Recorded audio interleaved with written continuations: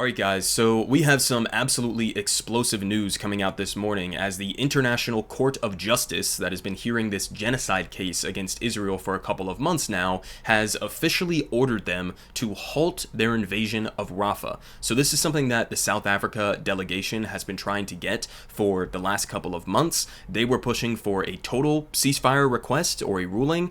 It looks like this is just centering around Rafah, but it's still absolutely gigantic. So let's just go ahead and listen a little bit here from the ICJ judge making this announcement. The court considers that in conformity with the obligations under the Genocide Convention, Israel must immediately halt its military offensive and any other action in the Rafah governorate which may inflict on the Palestinian group in Gaza conditions of life that could bring about its physical destruction in whole or in part. Court considers that. So it's kind of hard at this point to look at what Israel has already done to Rafah in just the last couple of weeks and not come away with the conclusion that they are in fact inflicting conditions that are designed to bring about the destruction of the population there in whole or in part. There have already been over 900,000 people who have been displaced from Rafah just in the last couple of weeks, and most of those people were people who were initially displaced during the earlier stages of Israel's invasion of Gaza and were told to go to Rafah because that was supposed to be sort of more of a safe zone. And then you look at some of the before and after satellite imagery of what Rafah looks like right now, and you've seen massive, entire blocks that have been completely destroyed by aerial bombing. We've covered individual stories of some of these strikes that have taken place where it'll be like 25 people killed, 18 of them children in some of these strikes. So again, it's difficult to come away with any other conclusion than they are already violating these genocide conventions. So again, absolutely massive. It's not the entirety of what we would possibly be looking at or looking for, but it's still a pretty big development here. Now, let's make a couple of things clear. First off, there were some other things that were added to the statement that was just put out by the ICJ. So it's pointed out here by Suleiman. Some of the other things that they mentioned. Number one, the court notes that the humanitarian situation in Rafah is catastrophic after weeks of bombing. The court recalls that the living conditions of the residents of Gaza have deteriorated significantly, and at this point we're already in the midst of a full-blown famine, especially in the north, that is rapidly expanding at the same time that there is now less aid than what was already basically a trickle beforehand. Now, they continue. South Africa has called on the court to apply its jurisdiction and impose emergency measures to stop the war. We'll get to that here in a second. The court considers the military attack in Rafah a dangerous development that increases the suffering of the population. The temporary measures taken do not fully address the consequences of the changing situation in the Gaza Strip. In other words, Israel is not doing remotely close to enough to protect civilians right now. They say the World Food Program has said that it has become unable to deliver aid to Rafah. And this is on top of some of the crossings into the Gaza Strip being shut down after Israel's invasion of Rafah. They've essentially closed off many of these entry points for aid. And we also know that the Gaza port idea that finally finished from the United States basically immediately failed, and they haven't even come close to the goal that they wanted in terms of the amount of aid that they are able to deliver through this port. It was always just a bullshit PR virtue signal kind of thing, and was never going to be able to facilitate enough aid to Gaza. But now you have a worsening situation in the last couple of weeks since they went into Rafah, where even less aid is getting in totality. And they finish off here saying that Israel did not provide enough to ensure the safety and security of the displaced from Rafah to Al-Mawasi. And again, there's nothing in Al-Mawasi. So the idea that you're going to tell over 1 million people who have been stuffed into a giant refugee camp down in Rafah to just up and pack their shit, walk through a bunch of unexploded ordinances and sniper fire and aerial bombardment to basically what is a desert of sorts with no real access to reliable food or water or medical supplies or housing, etc. It's just in and of itself, it's a genocidal act, right? And so we continue here because in the meantime, as this order was coming down, we've had Israel launching even more intense bombing inside of Rafah. So it doesn't look like they, give two shits about what the ICJ or, any international body has to say about any of this. They don't care about international law in the same way that the United States does not care about international law unless we are using it as sort of a bludgeon, as a tool against our geopolitical adversaries, right? That's how the West, that's how the United States views these kinds of institutions like the ICJ and the ICC. We also had Lindsey Graham here doing Lindsey Graham things. So this is what his response to it was. As far as I'm concerned, the ICJ can go to hell. It is long past time to stand up to these so-called international justice organizations associated with the United Nations. Their anti-Israel bias is overwhelming. Now, I think it's actually your pro-Israel bias is, astoundingly overwhelming, but okay. The ICJ's ruling that Israel should stop operations that are necessary to destroy 4 battalions of Hamas killers and terrorists who use Palestinians as human shields is ridiculous. This will and should be ignored by Israel. So, okay, we'll read another statement here from Israel Katz, the foreign minister of Israel, in a second. But let's just make a couple of things clear here for Lindsey Graham, okay?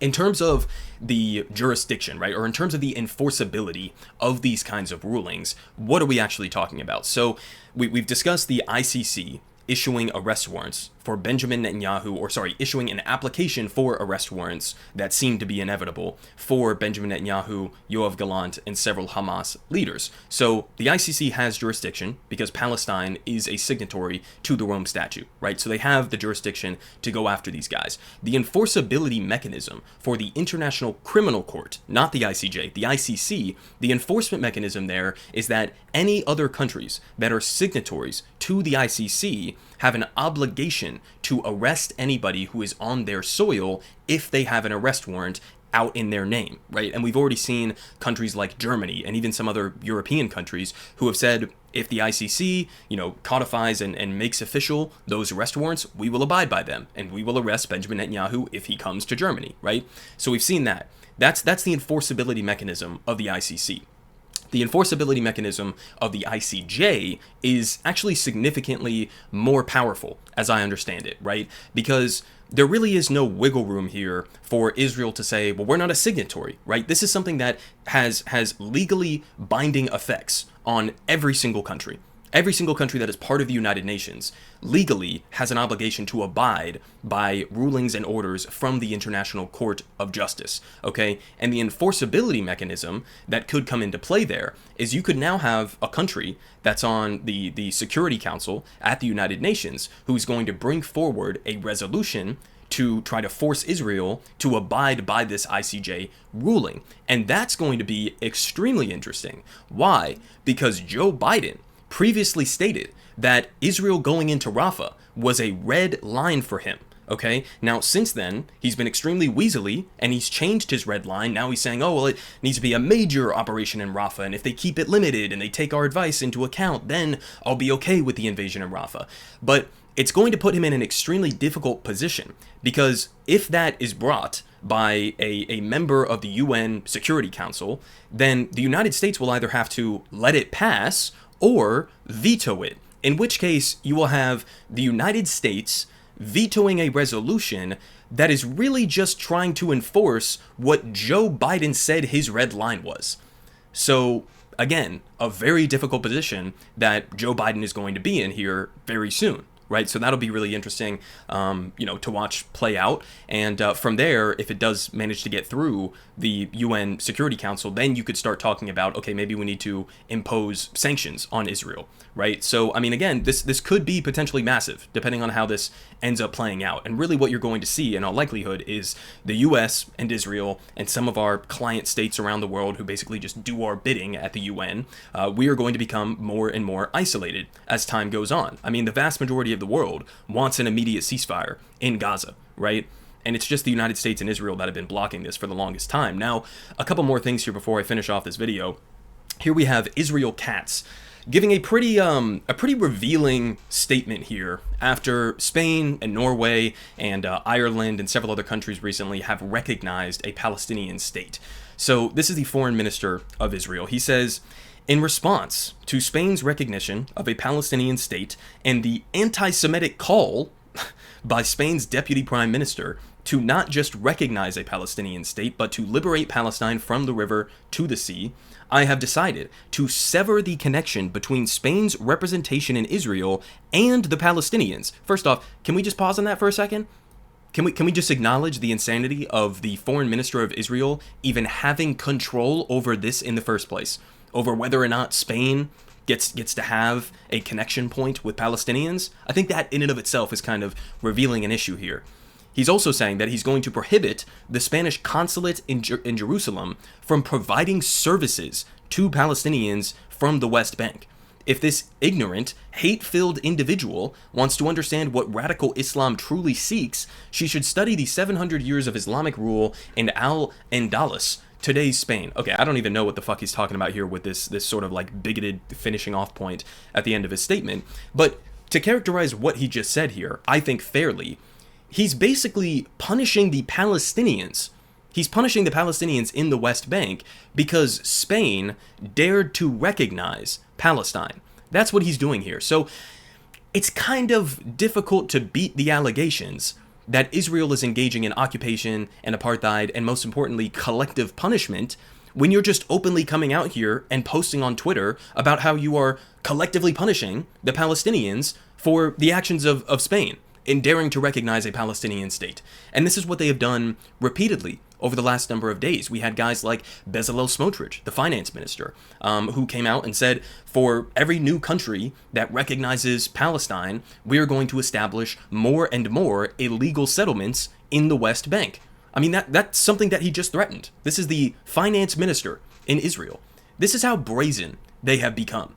This is how confident they are that there will never be accountability for them in any way, shape, and form. They can just, flagrantly violate every single international norm, every single international law, and they believe because they have the United States at their back that this will never come back to bite them in the ass. Now, that is somewhat true for now, but how long can that last? I mean, how long can we go on like this until this sort of Zionist project ends up just destroying itself because they can't help themselves but to continue to do shit like this and just fly in the face of any sort of international standards? I mean, this was just one other example. I've shown you guys how many countless, probably hundreds at this point, examples of IDF soldiers posting their own war crimes on social media, right? It's pretty difficult to make the argument that we're not committing war crimes, we're not doing genocide, when you constantly have your own soldiers posting their own war crimes and talking about how much they love committing genocide. So it's a little bit of a difficult case to make there for Israel, and this is just one of the latest. I mean, Israeli soldiers set fire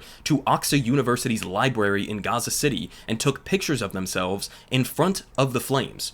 So, I don't know, was there like a Hamas militant hiding inside of one of these books or something? Is that what was happening here? What's the justification for burning libraries? I mean, this is just straight Nazi shit. And I mean, he's happy about it. He's sitting here, he's taking a picture of himself and, posting it on social media. So, what do you even say at this point, guys? They're very open about their intentions, right? Now, a couple other things that have floated past my my timeline in the last couple of days here. This should be shocking. It's not shocking because it's basically what we've been saying for months and months and months at this point, but it should be shocking to U.S. officials and U.S. politicians because we've been hearing for a long time from Israel and from the United States that, Israel's on the verge of victory. Oh, we just need to go into Rafah and we'll be able to finish off Hamas and that'll be the end of it. We'll win and I don't know what happens after that, something, success and victory. But we just got this report here from Politico, as posted here by Ken Klippenstein. Although Hamas's communications and military capabilities have been degraded, only 30 to 35% of its fighters, those who were part of Hamas before October 7th, have been killed, and about 65% of its tunnels are still intact. So in other words, guys, Israel is nowhere close to defeating Hamas. Nowhere close. You have not even taken out a majority of Hamas militants. In the last 7 months of this genocide, you have managed to kill tens of thousands of innocent civilians. At this point, over 15,000 children. You've managed to completely destroy their education system, their healthcare system. You've bombed mosques and churches and schools and hospitals and UN shelters and refugee camps. You've done all of that. You've managed to create a man-made fucking famine in Gaza, but you haven't managed to take apart even a majority of Hamas's capabilities. What does that say about the characterization of what Israel and their goals are inside of Gaza? Either you are the most incompetent military in the world, okay, which may be somewhat of a possibility, or you're just fucking liars. And your actual goals in Gaza is not just to fight a, targeted war against Hamas. It's to make life impossible in Gaza for the Palestinians there. That's what the real goal has always been. And statistics like this back that up. I mean, the amount of insane combat footage that I have seen posted by Hamas militants, right, where they have the red triangles over the IDF guys, this is not a winnable war for Israel. When you look at how Hamas is launching some of their attacks, the snipers, the incendiary rounds, they'll pop out of tunnels and go and hand place explosive devices on tanks as there are IDF soldiers like feet away from them. The tactics that are being used by Hamas, the fact that Israel has turned Gaza into rubble, right, which almost gives an advantage to Hamas. This is not a winnable war. It's not. They are never going to destroy Hamas, and even if they manage to do that, what's going to come in their place afterwards? What are you going to do? You're going to have Israel occupy and then just have a perpetual insurgency? Are you going to bring in the Saudis? You're going to bring in the Americans? You're going to bring in even the PA? None of those things are even going to be accepted. So there is no coherent strategy here moving forward for Israel. I mean, 65% of their tunnels still intact, and a vast majority of their fighters still intact. And this doesn't even include, right? So 30 to 35% of their militants pre-October 7th have been killed, right? This doesn't take into account things like this that were also mentioned in the same article. Biden officials have become increasingly concerned that Hamas has been able to recruit during wartime thousands over the last several months. Thousands. So the pre-war estimation for the amount of Hamas militants that they had at their disposal was anywhere I saw between like 30 to 40,000. So if you've destroyed about 30% of that, I don't know, let's say around maybe 10,000 that you've taken out, but just in the last couple of months, they've gained thousands back. So really, like, you're basically breaking even at this point. I mean, we don't know the exact amount that have joined, but it seems like you're basically breaking even. You're certainly not making positive grounds in terms of militarily wiping out Hamas, right? And we're 7 months into this, guys. We are 7 months into this. How long is this supposed to go on? Is this supposed to go on for the next 5-10 years or something? I mean, Jesus, thousands over the last several months. And really, again, this should not be surprising to anybody. Should not be surprising to anybody. If you go into a territory that you have already been occupying, you have already been blockading for years and years and years, okay? Keeping these people in an open air prison. And then you go in and you begin to commit a genocide where you are wiping people's entire families out, killing their friends, destroying their housing, giving them nothing to hope for. What do you think they're going to do? If I was in that position and some foreign military came in and wiped out my family and destroyed my house and was trying to starve me, I'd probably pick up a fucking gun too. I mean, that's obvious. That shouldn't be surprising to anybody. Now, it's not to say that I'm a big fan of Hamas, but I'm just saying this is natural human stuff that we're talking about here. So of course this has happened. And of course, again, it's an admission of exactly what we've known for a long time, that this is not about militarily defeating Hamas. And for months now, we've had U.S. officials saying they're not going to be able to militarily defeat Hamas. And I'll finish off with this because just one more piece of evidence backing up the previous two that we just looked at. U.S. warns that Israel has no plan to eliminate Hamas as IDF battles regrouped militants in northern Gaza. So after they already claimed that they cleared out northern Gaza, right, and we're making our way down and we're going to finish off in Rafah, you're now having fights breaking out in northern Gaza. Every single place that the IDF pulls their troops back from, Hamas ends up going back, right? So again, it's not a winnable war. The only thing that Israel can possibly do right now is continue to slaughter innocent men, women, and children, continue to make life impossible inside of Gaza, continue to starve innocent men, women, and children by the thousands. That is the only thing that's on the horizon right now. And so again, it'll be incredibly interesting to see how Joe Biden and the United States handle this moving forward. Are you going to go to the United Nations Security Council in this hypothetical and veto a resolution that is merely calling to enforce what you previously called a red line? Are you really going to do that? To continue with this genocide? What are the extents? What are the lengths that the U.S. will go to defend Israel? There is nothing like this on the face of the planet outside of the US and Israel relationship. There are no two countries, probably in history, that have been this closely tied at the hip. We are willing to do everything to defend Israel from even the smallest lick of criticism, the smallest lick of accountability. So we'll have to see how this plays out moving forward. But again, this is an absolutely gigantic step, and hopefully there's more coming down the pipeline. Politic guy has the best politic. Believe me, no one does it like him.